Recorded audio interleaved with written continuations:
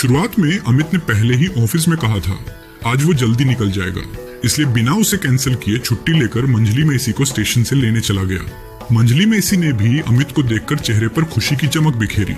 बचपन में देखा था उसे और आज लगभग 17 साल बाद देखकर पुरानी यादें जैसे पर्दे के पीछे से जिंदा हो उठी। टैक्सी बुलाकर जैसे ही सामान डिक्की में रखा, मंजली मासी और अमित टैक्सी में बैठ गए। इतने सालों बाद अमित को पाकर उसकी बातें खत्म होने का नाम ही नहीं ले रही थी। अमित पूरी तरह ध्यान देना चाहता था, लेकिन बार बार सुजाता का ख्याल उसके दिल के कोने में दस्तक दे रहा था। आज उसने कितनी उम्मीदों से सोचा था कि आखिरकार वह सुजाता से अपने दिल की बात कह देगा। ये सोचकर उसने एक गहरी सांस ली। हाथ में मोबाइल पकड़े हुए उसे सुजाता को फोन करने का मन हो रहा था, लेकिन फिर उसे लगा शायद सुजाता उसे सिर्फ एक अच्छे दोस्त की नजर से देखती है। अमित के दिल के अंदर अनजाने डर की एक लहर उठने लगी। अगर सुजाता उसे गलत समझे तो आखिर क्यों उसे डिस्टर्ब करेगा। इन सब उलझनों में फंसकर अमित अंदर ही अंदर बेचैन हो रहा था। उसने अपनी कलाई घड़ी की ओर देखा। 7 बज रहे थे। मसी अब भी अपनी बातों की धारा में बही जा रही थी। अचानक बोली, क्यों बाबू, और कितना वक्त? मासी की बात पूरी होने से पहले अमित थोड़ा अनमनी अंदाज में बोल पड़ा, बस आ ही गए। ये कहते हुए उसने टैक्सी ड्राइवर से गाड़ी साइड में लगाने के लिए कहा। टैक्सी की आवाज सुनकर श्यामली देवी यानी अमित की माँ दरवाजे पर आकर खड़ी हो गई। दीदी को इतने समय बाद देखकर उनके चेहरे पर एक अद्भुत खुशी की चमक दिखने लगी। दरवाजे से ही उत्सुकता भरी आवाज में पूछने लगी, आने में कोई परेशानी तो नहीं हुई? ट्रेन सही मिली थी? मसी कुछ कहने ही वाली थी, तभी सभी घर के अंदर चले गए। अमित ने टैक्सी का किराया चुकाया और सामान लेकर घर में दाखिल हुआ। मंजली मसी के रहने के लिए ऊपर की मंजिल पर एक कमरा पहले से उसने खुद साफ करके तैयार रखा था। वहां सामान रखकर वह एक ही सांस में अपने कमरे में चला गया, जैसे भीतर जमा सारी चीजों से छुटकारा पाना चाहता हो। फ्रेश होकर थोड़ी देर बाद अमित रोज की तरह रात का खाना खाकर अपने कमरे में जाकर सुजाता को फोन करने का सोचने लगा। लेकिन अचानक उसे याद आया कि सुजाता ने पहले ही उसे कहा था आज उसका और सौरभ का पहली बार मिलना है, फिर वे साथ में डिनर करेंगे। ये बातें याद आते ही अमित के दिल में एक भारीपन सा महसूस हुआ। फिर भी रोज की आदत के चलते उसने फोन कर ही लिया।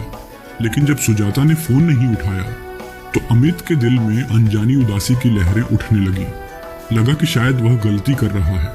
सुजाता उसके बारे में क्या सोचेगी, ये सोचकर उसने दूसरी बार फोन नहीं किया, हालांकि दिल में बहुत इच्छा थी। रात 10:30 बजे सुजाता ने अमित को SMS करके बताया वह बहुत थकी हुई है, अभी अभी घर पहुंची है, कल बात करेगी। अमित थोड़ा हैरान होकर बैठा रहा। उसकी सारी उम्मीदें, इच्छाएं जैसे इस एक SMS में ही खत्म हो गई। वह सुजाता के दे हुए एक डायरी को देख रहा था। जब टेबल पर रखा फोन SMS की बीप की आवाज से बजा, उसने धीरे धीरे फोन उठाया। सुजाता का SMS देखकर बिना कोई प्रतिक्रिया दिए एक गहरी सांस लेकर उसने फोन वहीं रख दिया। फिर बिस्तर पर लेटकर निराशा और दर्द में डूबा सोचने लगा, इस प्यार की कहानी का अंत कहाँ है। आज लगभग 4 महीने हो गए। सुजाता के साथ अमित की पहले जैसी बातें नहीं होती। कभी कभी व्हाट्सएप पर ऑनलाइन होने पर अमित के SMS का जवाब देने का समय भी उसके पास नहीं है। वह अब सुविक के साथ बात करने में व्यस्त है, इसलिए अमित भी उसे डिस्टर्ब नहीं करता। और इन 4 महीनों में अमित के जीवन में बहुत कुछ बदल गया है। वह अब पहले की तरह रात का खाना खाते हुए सुजाता के फोन का इंतजार नहीं करता, बल्कि अब रात के खाने के दौरान उसकी अकेलापन महसूस करता है। अब वह ऑफिस में पूरा दिन कैसे गुजारता है, यह भी किसी के साथ साझा नहीं करता। उस दिन के बाद से वह जैसे एक और इंसान बन गया है। सारा दिन बस काम और काम, जैसे वह उन कामों में डूबकर अपनी पीड़ा को भूल जाना चाहता है। लगभग 4 महीने से अमित कोलकाता के बाहर है। ऑफिस के काम के लिए उसे मुंबई जाना पड़ा।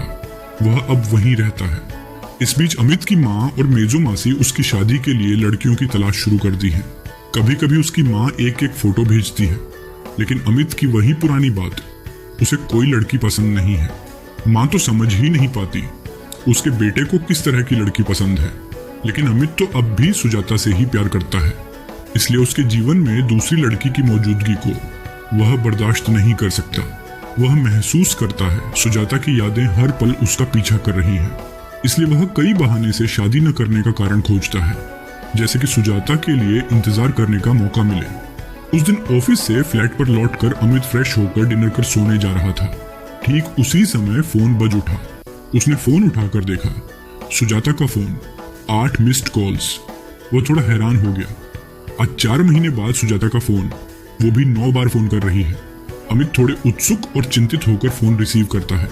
कुछ कहने से पहले ही उस पार से सुजाता कहती है, किर, मुझे भूल गया है ना? बात के जवाब में अमित बोलता है, नहीं, असल में ऑफिस के इतने काम का दबाव है तो और क्या। लेकिन उसकी आवाज एकदम उत्साहक हो चुकी है। फिर वह कहता है, तू कैसी है बता, सब ठीक है ना? बोलते ही सुजाता की आवाज जैसे थोड़ी भारी हो गई, जैसे उसकी बातों में अनंत दुख का छाप हो। फिर शांति से कहती है, वो ही हूं। कुछ समय चुप रहकर अमित ने कहा, और बता, तेरे उस क्या नाम? हाँ, सुविक, उसकी क्या खबर? घर में उसके बारे में बताया? सुजाता उन सब बातों का कोई जवाब नहीं देते हुए कहती है, अब तू कहाँ है? रात का खाना हुआ? अमित सुजाता की आवाज सुनकर समझ जाता है कि वह रो रही है। उसके दिल में जैसे एक शून्यता उतर आई। तभी वह बोलता है, आज 4 महीने हो गए, मैं कोलकाता के बाहर मुंबई में हूँ। फिर वह कहता है, तुझे क्या हुआ? और वह सुविक कहाँ है? इस बार सुजाता फूट फूट कर रोने लगी। उसकी रोने में अमित के दिल में एक अशांति की लहर आ गई। वह अमित के सवालों का जवाब देते हुए सिर्फ कहती है, तू कोलकाता लौटकर एक बार मुझसे मिल ले। यह कहकर सुजाता ने फोन रख दिया। अमित सोचने लगा, क्या हुआ इस लड़की को जो इस तरह रोकर मुझसे मिलने के लिए कह रही है। उस दिन रात को अमित की नींद नहीं आई। वह लगातार सुजाता के बारे में सोचता रहा और उसे महसूस हुआ सुजाता का दुख जैसे उसके अंदर भी एक गहरा घाव बना गया है। इसी के साथ यह एपिसोड यहीं खत्म होता है।